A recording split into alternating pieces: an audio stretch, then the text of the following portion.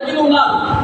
ఎవరి భారతదేశంలోనే ఇంచుమించుగా 142 కోట్ల మంది వరకు ప్రజలు ఉన్నారు. మన ఆంధ్రప్రదేశ్ లో 5,52,00,000 మంది ప్రజలు ఉన్నారు.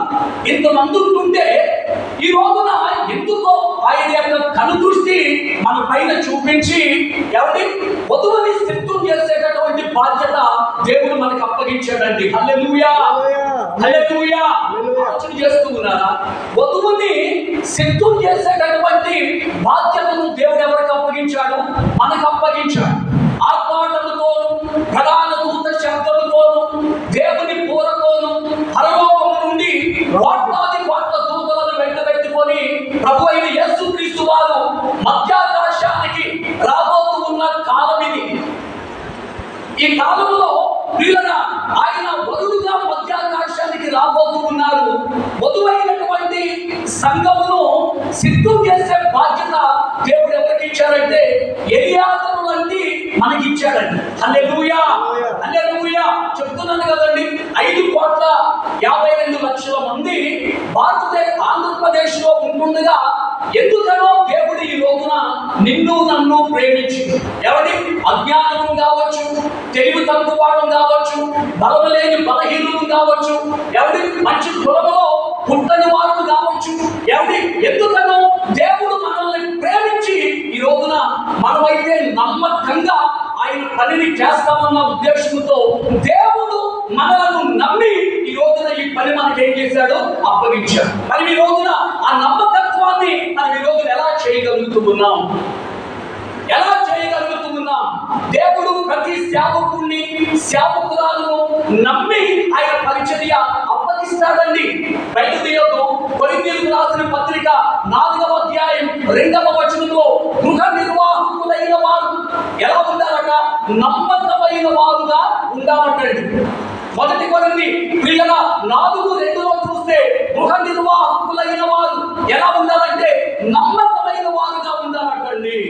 నమ్మకమైన వారుగా ఉండాలని దేవుడు తన లేఖనాలలో మనకేం చేస్తూ ఉన్నాడంటే జ్ఞాపకం చేస్తూ ఉన్నాడు. ఈ రోజున సేవకుడిగా ఉంటున్న మనలో నమ్మకత్వం అనేది ఉందా?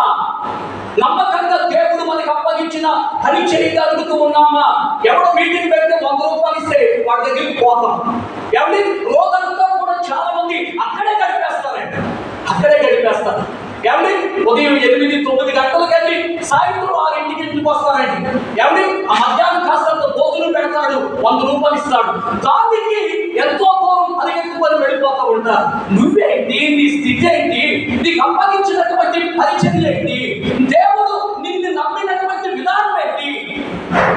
ఎవరి అప్పగించినటువంటి సంఘాన్ని పట్టించుకోవాలి చాలా మంది. ఎవరి అప్పగించినటువంటి సంఘాన్ని పట్టించుకోవాలి. ఎవరి ఎక్కడెక్కడికో ఏం చేస్తూ ఉంటారంటే పరుగులు పెడుతూ ఉన్నవాడు ఈ రోజున 199 మంది అండి. ఆలోచన చేస్తూ ఉన్నారా? దైవికమైనటువంటి సేవకులుగా మనల్ని దేవుడు నమ్మి మనకి ఏం చేశాడంటే ఈ పరిచర్య అప్పగించాడు. అదే రోషంతో, అదే నమ్మకత్వంతో మనం దేవుని పనిని ఏం చేయాలంటే కొనసాగించే వారమై ఉండాలి. ఈ రోజున దేవుడు మనలను నమ్మి ఈ పరిచర్య అప్పగిస్తే ఈ పనిని మనం ఎలా చేయగలుగుతున్నాం? సేవకునికి మొట్టమొదటిగా ఉండవలసింది ఏంటంటే నమ్మకత్వం. ఎవరి ఆయన నమ్మి మనకు పరిచర్య అప్పగించాడు. అదే నమ్మకత్వంతో మనం ఆయన పనిని ఏం చేసేవారుగా ఉండాలంటే కొనసాగించే వారమై ఉండాలి.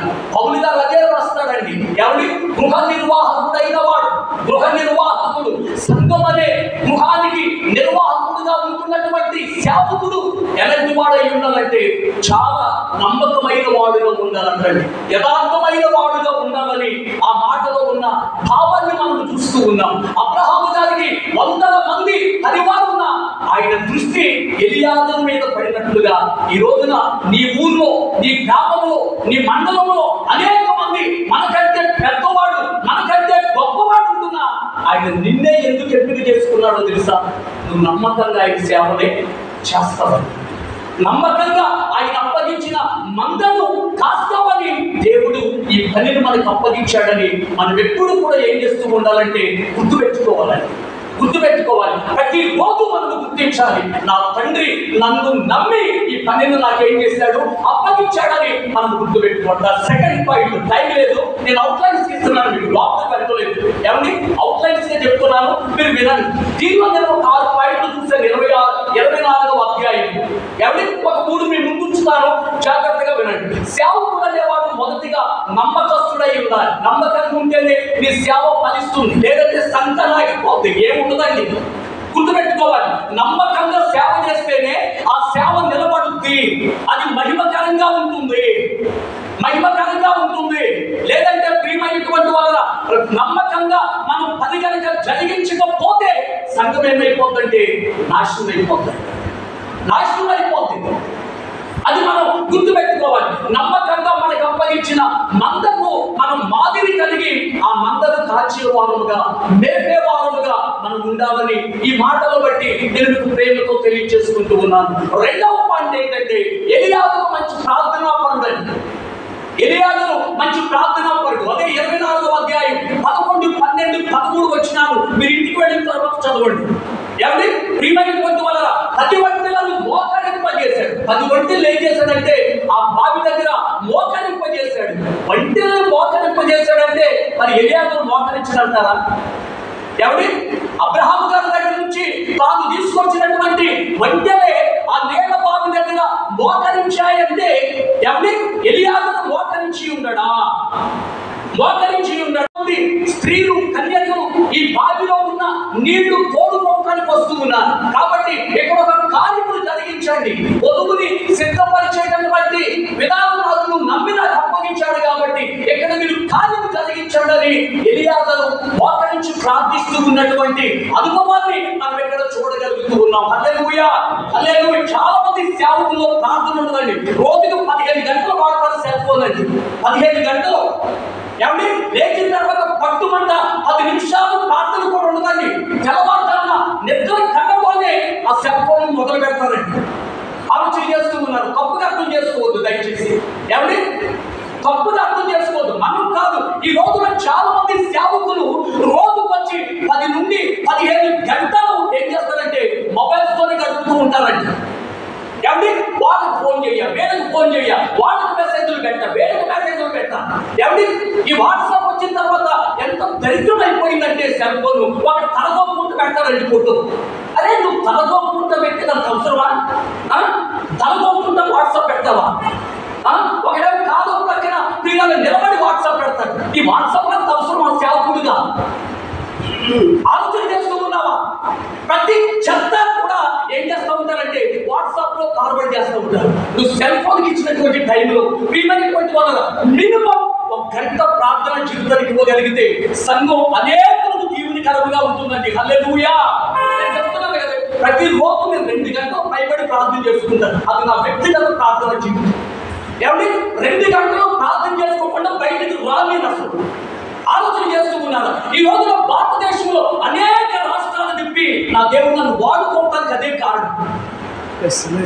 ఆలోచిస్తూ ఉన్నారండి. భారతదేశంలో చాలా రాష్ట్రాలకు వెళ్ళి ఈ రోజున పిల్లల సువార్త ప్రకటించి రూపాయలు నాకు ఇచ్చాడు. మినిమం 2 గంటలు. ఆలోచన చేస్తూ ఉన్నారు. సెల్ ఫోన్కి ఇస్తూ ఉన్నటువంటి వాల్యూ, టీవీలకు ఇస్తూ ఉన్నటువంటి విలువ, న్యూస్ పేపర్కి ఇస్తూ ఉన్నటువంటి విలువ మనం ఈ రోజున దేనికి అంటే అన్న చెప్పారు కదా జాషువా గారు, ప్రార్థనకు మనం ఏం చేయలేమండి, ఏం చేయలేమన్నమాట, ఇవ్వలేమండి. పట్టుమంట 10 నిమిషాలు కూడా ప్రార్థన లేనటువంటి స్థితి ఈ రోజున ఎంతో మంది జీవితాల్లో ఉంటుందండి.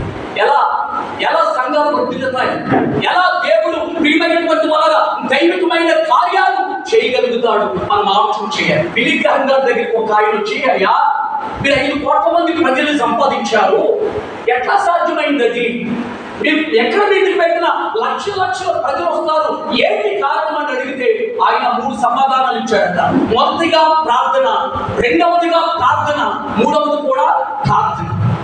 ప్రార్థన వల్లనే ఇది సాధ్యమవుతుందని ఆయన మాట్లాడాడంటే ఈ మాటలు మనం చాలా జాగ్రత్తగా గమనించాలి. అన్న జాషువా గారు చెప్పారు కదండి, ప్రార్థన లేనటువంటి జీవితాలు ఏ విధముగా కూడా ఏమండి మన కుటుంబాలు ఫలించవు, మన సంఘాలు కూడా దీవునికరముగా ఉండవన్న విషయాన్ని మనకు జ్ఞాపకం పెట్టుకోవాలి. ప్రభువైన యేసుక్రీస్తు వారు పగలంతా సువార్త చేసి, వాక్యాన్ని బోధించి, అద్భుతాలు చేసి, రాత్రంతా కూడా ఉదయం పడి వెళ్ళి ఆయన ప్రార్థించినటువంటి సందర్భాలు బైబిల్లో మనకు అనేకమైనవి ఏం చేస్తూ ఉంటాయంటే కనిపిస్తూ ఉంటాయని దైవజనుడుగా ప్రేమతో ఈ మాటలు మీకు తెలియజేసుకుంటూ ఉన్నాను. ఇంతకు నేను చెప్పాను కదండి, 2 hours ప్రార్థన చేస్తానండి.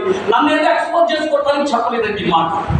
ఎవరి ప్రియమైనటువంటి నేను కూడా ఒక దైవజనుడు మాట్లాడుతూ ఉన్నప్పుడు ఆ మాట వినే నేనే మీరు చేయకూడదు అని వీళ్ళ పట్టుదల కలిగి ప్రార్థన చేయడం మొదలు పెట్టానండి. హల్లెలూయా. ఈ రోజు 10 నిమిషాలు ఫోన్ చేసి ప్రార్థన చేస్తే చాలు మనకి చిరాకు వచ్చేస్తుంది అన్నమాట. ఆ ప్రార్థనలో కూడా 33 సార్లు ఫోన్ ఆఫ్ చేసి చూస్తామండి. ఆఫ్ చేసి ఎవరి ఆలోచన చేయాలి. మన సంఘం దీవించబడాలన్నా, ఆత్మ సంబంధంగా మనం వర్ధిల్లాలన్నా, మన జీవితంలో ఉన్నతంగా దేవుని కొరకు పనిచేయాలన్నా ద సెకండ్ పాయింట్ ఏంటంటే ప్రార్థనా జీవితం. ఎవరి ప్రియమైనటువంటి వల్ల మొదటిగా ఎలియాదు నమ్మకమైన వాడు, రెండవదిగా ఎలియాదు ప్రార్థనా పరులైన వారిని దేవుడు వాడుకుంటాడండి. రోడ్ల మీద తిరిగేవాడిని వాడుకోడు, అక్కడెక్కడ గొప్ప మీటింగ్లు పెట్టేవాడిని దేవుడు పొరపాటులో వాడుకోడండి. ఆలోచన చేస్తున్నారా? ప్రార్థనా శక్తి, ప్రార్థనా జీవితం, మోకాళ్ళ అనుభవాన్ని ఎవరైతే కలిగి ఉంటారో వాళ్ళని దేవుడు వాడుకుంటారని ఈ మాటలు మీకు తెలియజేసుకుంటున్నాను. మూడవది ఏంటంటే ప్రియమైనటువంటి వల్ల ఆ 24వ అధ్యాయం 34వ వచనం అంటాడు కదా, నేను అబ్రహాము దాసుడను. నేను ఎవరినంటే అబ్రహాముకి ఎవరిని? నేను దాసుడను. 24:34 అంటాడు కదా, నేను అబ్రహాము దాసుడను. రోమీయులకు రాసిన పత్రిక 1వ అధ్యాయం 1వ వచనంలోను, యాకోబు రాసిన పత్రిక 1వ అధ్యాయం 1వ వచనంలోను, పేతురు రాసిన 2వ పత్రిక 1వ అధ్యాయం 1వ వచనంలోను అక్కడ యాకోబు గారు కానీ, పేతురు గారు కానీ, పౌలు గారు కానీ మాట్లాడిన మాటలు ఎలా ఉంటాయంటే, మేము దేవునికి ఎవరమంటే దాసులం. ఎవరు? మేము దేవునికి ఎవరమంటే దాసులం. హల్లెలూయా, హల్లెలూయా. ప్రియులారా, ఎలియాజరు అక్కడ మాట్లాడుతున్న మాట గమనిస్తే, నేను అబ్రహాము దాసులను. అతని కులాన్ని గురించి కానీ, అతని డిగ్రీ గురించి కానీ, అతని హోదా గురించి కానీ ఏది కూడా అక్కడ ప్రస్తావించిన. యేసు ప్రభువుని నమ్ముకున్న, సేవ చేస్తున్న నీ బ్రతుకులో కులమలేదు చావు. ఎంతో పొడుగున డిగ్రీలు పెట్టుకుంటావు, ఆలోచన చేస్తున్నావు. ఇవి కాదు దేవునికి కావాల్సింది. నువ్వు ఎవరైతే ఎవరికి కావాలి, ఏ పొలం చేయాలి. అమలాపురంలో ఒకసారి ఆ కోడలి గారు మీటింగ్స్ పెడితే స్టేజ్ మీదకి కొంతమంది సేవకులను ఆహ్వానించమన్నారు. నేను సాధారణంగా ఆ బాధ వయసులో పెద్దోళ్ళు అయితే అయ్యారంట, లేదంటే పాస్టర్ అని పిలుస్తానండి. స్టేజ్ మీదకి వాళ్ళందరినీ కూడా పాస్టర్ గారు అని పిలుస్తూ ఉంటే వాళ్ళందరూ కూర్చున్నారు. ఒక ఆయన నన్ను స్టేజ్ వెనక్కి తీసుకెళ్ళాడు. ఎవరి శంకరాజు కాలంలో ఉంటాడు, ఆయన లేడు, చనిపోయాడు. స్టేజ్ వరకు తీసుకెళ్ళి ఏంటో పరిచయం చేయటం ఏంటి, ఆ పరిచయం చేయటం ఏంటి? ఏంటయ్య గారు 70-75 సంవత్సరాలు ఉంటాయి. ఏమయ్య గారు, నేను పెద్ద మాట్లాడలేదు కదా. ఆ వాళ్ళని మాస్టర్ ఈ అయ్యగారు వచ్చేసి స్టేజ్ మీద కూర్చుంటా. నేను అయ్యగారిని కాదు కదా, నేను ఎవరినంటే నేను బిషప్ని. నన్ను నువ్వేం చేయాలంటే గుర్తుపెట్టుకో, ఎప్పుడు నన్ను ఎక్కడ పిలుస్తూ ఉన్నా బిషప్ అని పిలవాలి. నేను బిషప్ అని పిలవాలా? ఎవరికి బిషప్ నువ్వు? ఎవరికి నువ్వు బిషప్వి? బుక్షాలు దొరుకుతుంది డాక్టరేట్లు, బిషప్లు. ఎవరికి కావాలా పట్టాలు? పౌలు గారితో కంపేర్ చేసుకుంటే అసలు నువ్వెంత, నీ స్థాయి ఎంత? పౌలు గారితో పోల్చుకోవాల్సి వస్తే ఎవరికి గమాలియేలు అనబడిన ధర్మశాస్త్రం ఉపదేశకుడి దగ్గర కూర్చొని విద్యను ధర్మశాస్త్రాన్ని క్షుణ్ణంగా అధ్యయనం చేసిన వాడు అపోస్తలుడైన పౌలు. ఆయన అంటున్నాడు కదా, నేను క్రీస్తుకి ఎవరినంటే దాసుడు.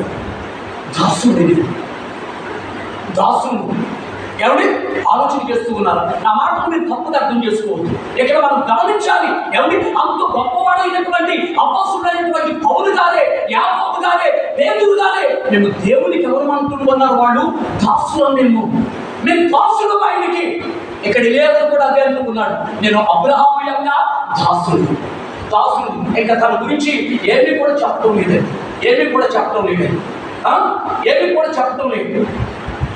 నువ్వు వాస్తవం అయితే నువ్వు ఎక్కడికైనా వచ్చినప్పుడు నీ కులం చెప్పాలి, నీ గోత్రం చెప్పాలి, నీ డిగ్రీ చెప్పాలి. ప్రియమైనటువంటి వాళ్ళు ఈ శంకనాదాలు ఏమి కూడా దేవుడు చూడండి. ఆలోచన చేస్తున్నారా? మనం దేవునికి ఎంతవరకు ప్రియుల లోబడి మనం సేవ చేస్తూ ఉన్నాం అన్నది మాత్రమే ఖచ్చితంగా దేవుడు చూస్తాడన్న విషయాన్ని మనం గమనించాలి. మనం ఎంత ఎత్తుకు ఎదుగుతున్నా ఆయన పాదాల కింద మనం తగ్గించుకొని ఆయన కాళ్ళ కింద మనం బతుకుండవలసిందే. ప్రతి పొలవాడు కూడా ఈ రోజున క్యాస్ట్ బాగా వాడతాడని ఆలోచన చేస్తున్నారా? నువ్వు చేస్తుంది దేవుని సేవ లేదంటే కేతుల్లా కాసేది? ఈ రోజున మనం ఏం చేస్తున్నాం, ఏం చేస్తూ ఉన్నాం? ఖచ్చితంగా మనం ఆలోచన చేయాలని దైవజనుల మాటలు కొంచెం రివైవల్ గా ఉంటే దయచేసి ఏమనుకోవద్దు. నీ మాట్లాడేది వాస్తవాలే, నీకు తెలుసు. అవి ఆలోచన చేస్తున్నారా? మనం దైవ సేవకులు కదండి. ఎవరి రేపో మాపో యేసయ్య మధ్యాకాశానికి రాబోతున్న దినాల్లో ఉన్నాం. మనం నమ్మకమైన వారుగా ఉండాలి, ప్రార్థనా పరులుగా ఉండాలి. మూడవదిగా మనం ఎంత ఎత్తు ఎదుగుతున్నా మనలో మనం ఎప్పుడు కూడా ఏం చేస్తూ ఉండాలన్న మాట తగ్గించుకో.